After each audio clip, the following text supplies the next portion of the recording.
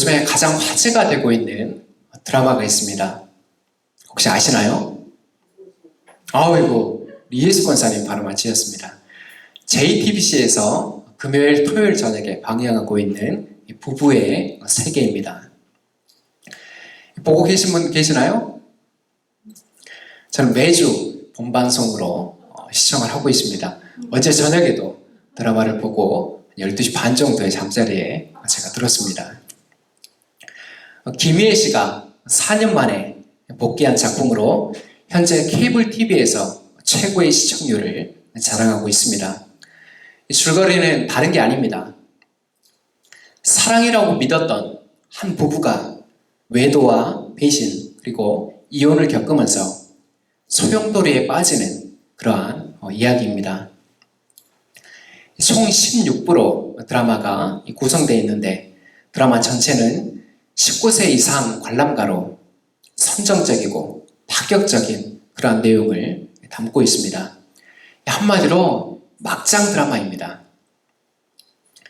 그러나 아침 드라마에서 방영되는 그러한 막장 드라마와는 분명한 차이가 존재합니다. 기존의 막장 드라마는 어떻습니까? 개연성도 없고 현실성도 매우 떨어지는 그런 내용이었습니다. 그러나 이 부부의 세계는 우리 주변에서 일어나는 불륜이나 이혼 그리고 인물들의 감정을 매우 현실적으로 담아냈습니다. 유쾌한 이야기가 아니기 때문에 제가 선뜻 추천하기가 망설여집니다. 그럼에도 이 어두운 현실에서 건강한 부부관계 그리고 가정의 모습을 성찰하게 하는 그러한 순기능도 있는 것 같습니다.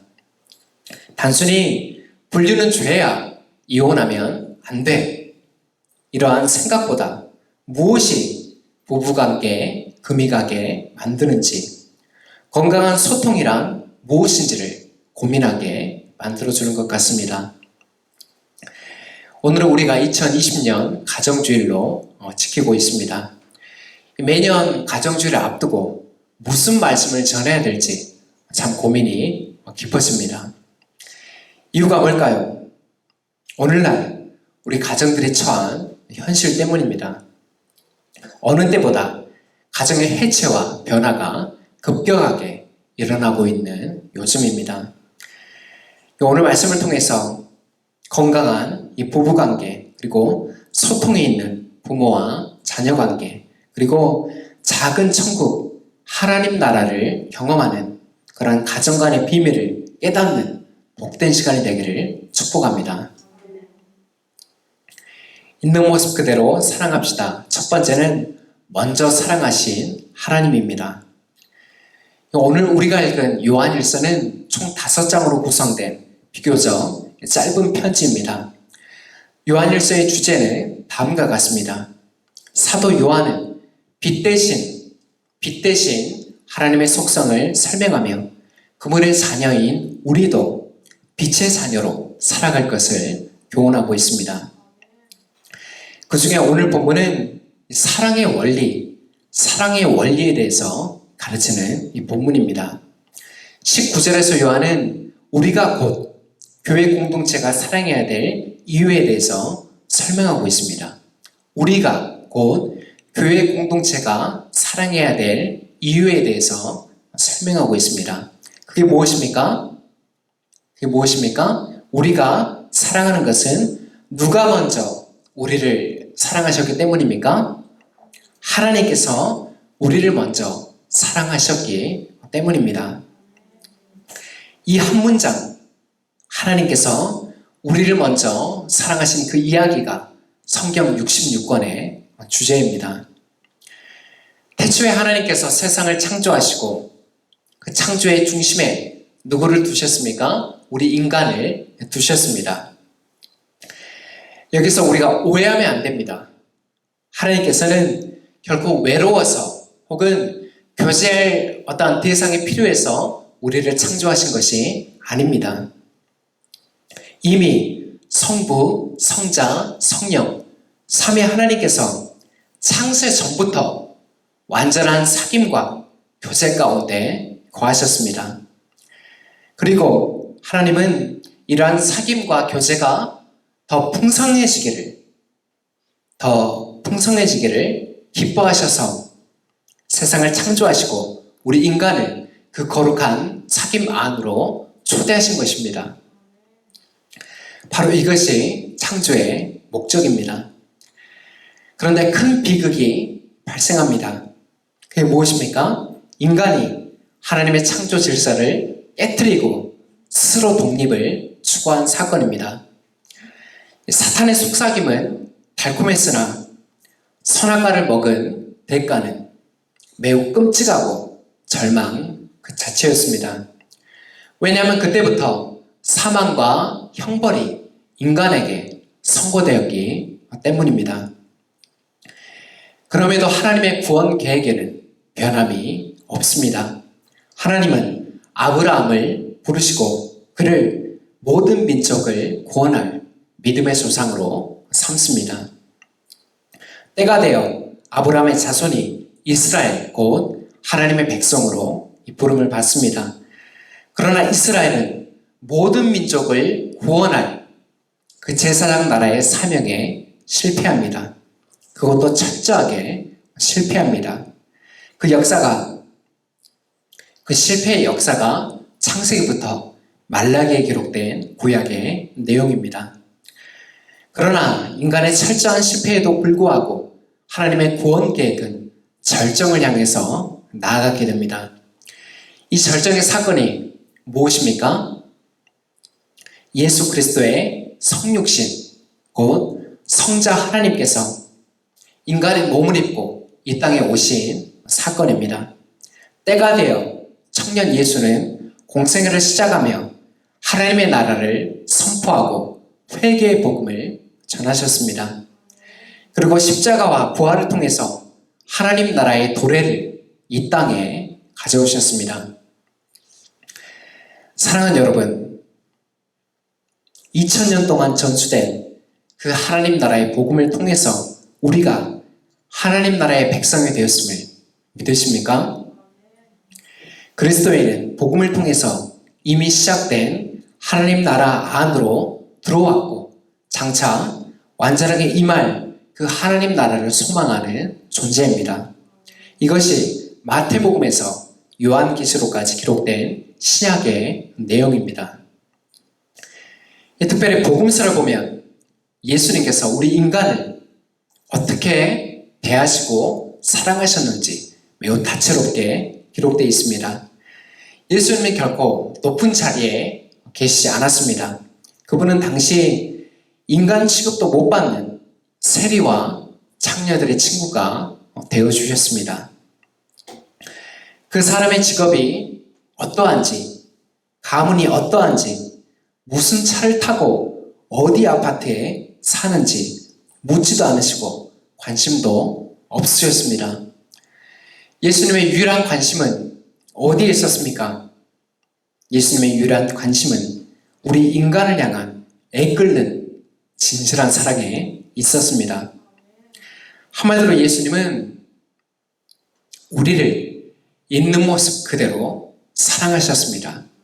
어떻게 사랑하셨다고요? 우리를 있는 모습 그대로 사랑하셨습니다. 오늘 사도 요한은 우리가 서로 사랑해야 될 그 이유가 바로 이 주님의 사랑에 기인하고 있다고 밝히고 있습니다. 이 주님의 사랑에 근거하고 있다고 밝히고 있습니다. 그런데 우리는 왜 우리는 예수님처럼 있는 모습 그대로 사랑하기가 힘든 것일까요? 어려운 것일까요? 그것은 바로 사랑의 장애물이 있기 때문입니다.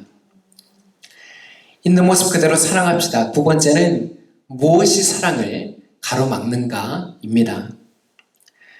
무엇이 사랑을 가로막는가? 여러분, 이 사랑의 장애물이 뭐라고 생각하십니까? 사랑의 장애물이 뭘까요? 세상 가요에도 사랑에는 국경도 없고 인종도 없고 나이도 숫자에 불과하다고 이야기하는데 도대체 무엇이 우리의 사랑을 가로막고 있는 것일까요? 이 서론에서 말씀드린 부부의 세계 이야기를 조금 더 해보도록 하겠습니다. 이 드라마의 중심은 김희애 씨 부부의 갈등에서 이야기가 전개됩니다. 이 극 중에서 김희애 씨는 커리어 우먼, 성공한 직장인의 전형을 보여주고 있습니다. 서울에 있는 의대를 나왔고 현재는 지역병원의 부원장으로 재직하고 있습니다. 지역병원의 부원장 정도 되면 그래도 끝발이 있습니까? 없습니까? 끝발이 있습니다.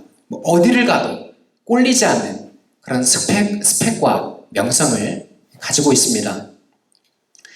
반면에 그의 남편의 처지는 매우 다릅니다. 타이틀은 영화 감독이지만 현실은 매우 초라합니다. 흥행할 만한 그런 영화를 만들지도 못했고 그저 아내의 지원으로 아주 작은 엔터테인먼트 회사를 근근히 꾸려가고 있는 실정입니다. 형편이 이러하니까 어디를 가면 잘난 와이프 덕에 산다고, 잘난 와이프 덕 보며 산다고 그런 눈총을 받고 있습니다. 그래서 그의 마음속에는 늘 아내에 대한 열등감이 자리하고 있습니다. 결국 이러한 열등감, 무시와 눌림이 그를 불륜과 일탈로 이끌어갑니다. 어떻게 발견하셨나요? 이 부부의 사랑을 막는 장애물이, 이 부부의 사랑을 가로막는 장애물이 무엇입니까? 열등감, 그리고 타인과의 비교에서 오는 자책감, 무기력함, 박탈감입니다. 결국 이 모든 것은 상대를 있는 모습 그대로 보지 않고 세상의 가치로 평가하고 재단하는 사고방식에 있는 것입니다. 상대를 있는 모습 그대로 보지 않고 세상의 가치로 재단하고 평가하는 그 사고방식에 있는 것입니다. 문제는 우리 그리스도인들도 여기에서 예외가 아니라는 사실입니다. 여러분께 말씀드리지는 않았지만 지난달에 아내가 한 공기관 정규직 시험에 응시했습니다. 매우 좋은 조건이 매우 좋았어요. 그렇기 때문에 지원자도 많았습니다. 감사하게 서류 전형에 합격했고 최종 5인의 면접까지 들어가게 됐습니다. 이 면접을 앞두고도 체리네를 교회에 맡기고 이틀 정도 재울 정도로 심혈을 기울여서 영혼을 갈아 넣어서 그렇게 면접을 준비를 했습니다. 그러나 결과는 어땠을까요? 제가 말도 하지 않고 떡도 돌리지 않은 것을 보면 아내 직장 동료가 합격의 영예를 얻었습니다. 사실 저나 아내나 기대가 정말 컸습니다. 왜냐하면 경력도 다른 지원자보다 아내가 훨씬 더 앞섰고 경력도 다른 지원자보다 앞섰고 면접도 나쁘지 않게 봤기 때문입니다. 역시 기대한 만큼 박탈감도 컸습니다. 이 합격자 발표 후에 아내가 저보고 그러더라고요. 여보, 당신이나 시댁에서 함께 고생하며 준비했는데 좋은 소식을 못 들려줘서 정말 미안해. 그렇게 얘기했습니다. 이 아내의 얼굴을 보니까 형식적으로 이야기하는 것이 아니라 정말로 면목이 없다는 그러한 표정이었습니다. 그래서 제가 뭐라고 했을까요?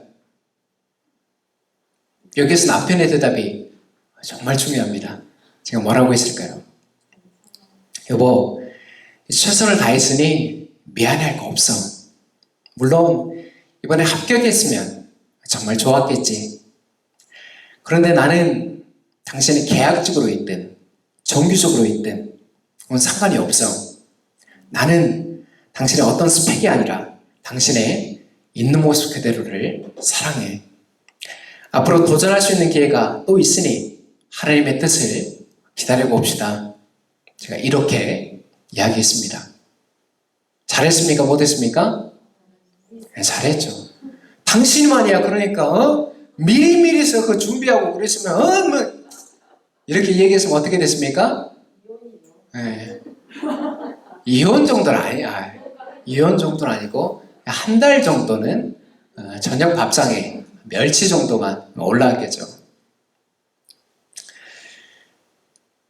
참, 세상의 가치로 평가하고 재단하는 사고방식은 부부관계뿐만이 아니라 부모와 자녀 사이, 자녀 관계에서도 마찬가지입니다.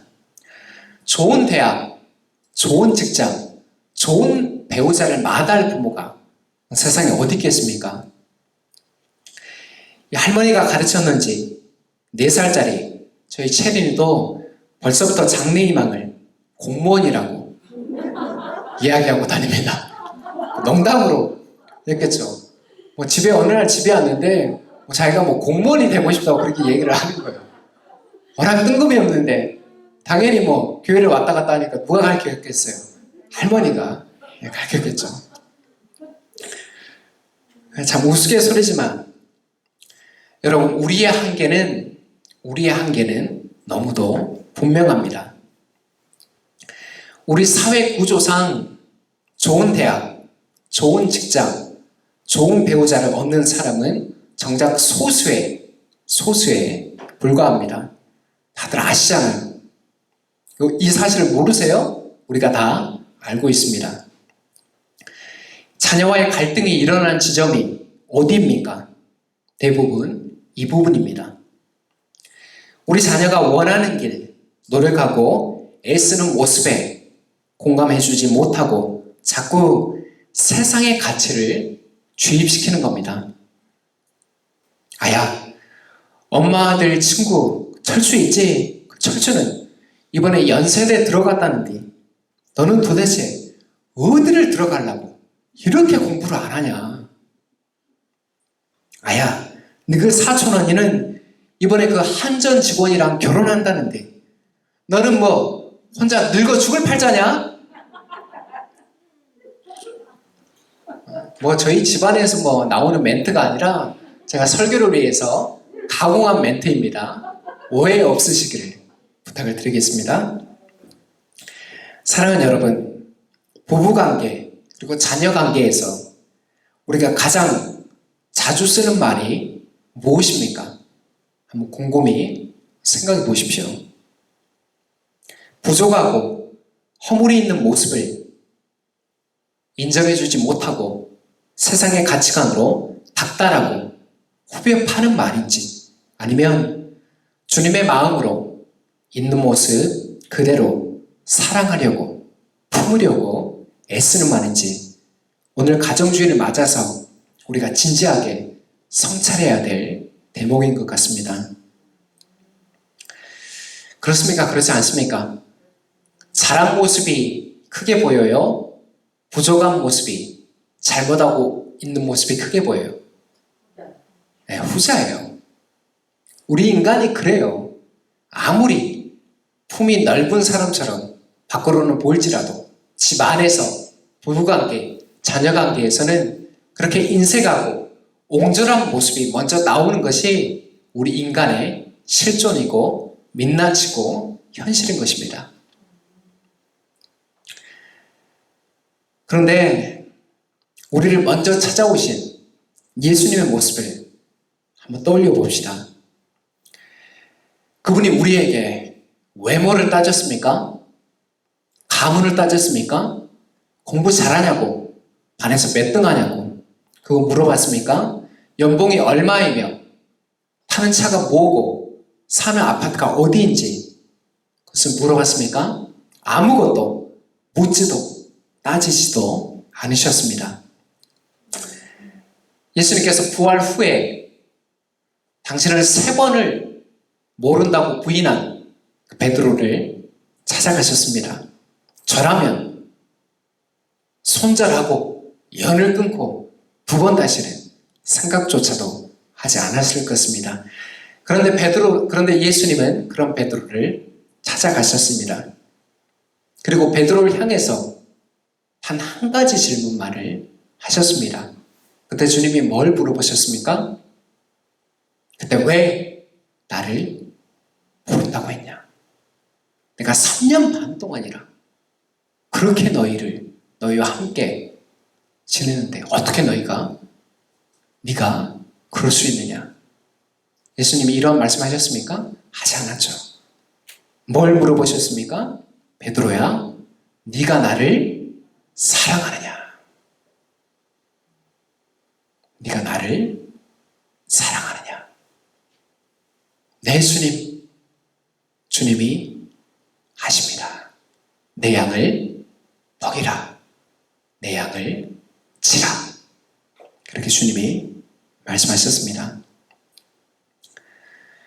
다른 걸 묻지 않으셨어요.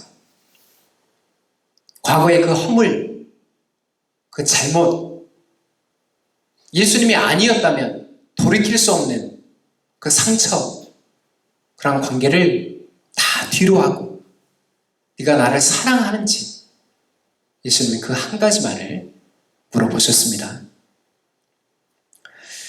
사랑하는 여러분, 오늘 사도 요한은 하나님을 사랑한다고 하면서 자기 형제자매를 미워한다면 그는 거짓말쟁이라고 이야기하고 있습니다.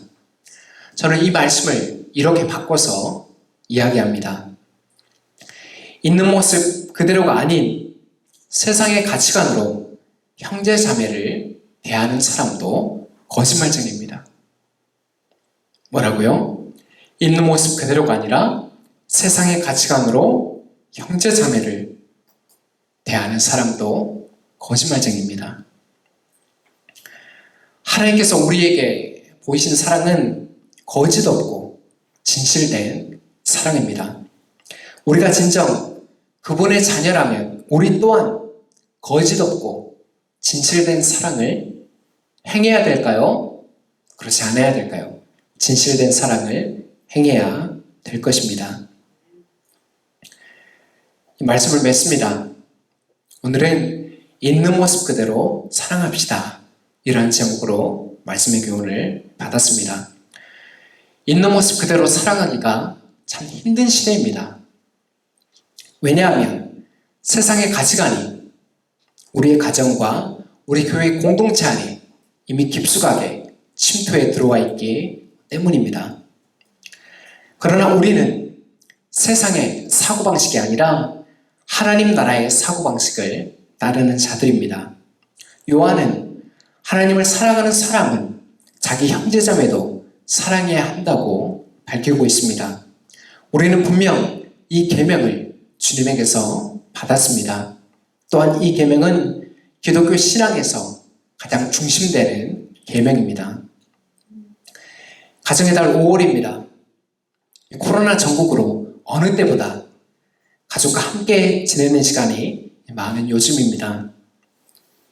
이번 한 주는 이 가족 구성원 모두를 있는 모습 그대로 바라보고 이해하고 공감하고 사랑하는 그러한 애씀으로 나아가는 그런 한 주가 되기를 권면합니다. 이 가정의 행복은 두툼한 월급 봉투와 넓은 아파트보다 이러한 환경적인 요인들도 물론 중요하지만 우리 주님의 계명에 순종하는 일에 있다는 사실을 우리가 잊어서는 안 될 것입니다. 가정의 달 5월을 보내면서 하나님의 위로와 사랑으로 세워지는 말로만이 아니라 지그시 바라보고 이해하고 공감하고 다가서기 위해서 애쓰고 이러한 사랑의 발자취가 우리의 가정 그리고 우리의 교회 공동체 우리가 발딛는 모든 곳에서 충만하게 일어나는 그런 한 달이 되기를 예수 그리스도의 이름으로 축원합니다. 기도하겠습니다.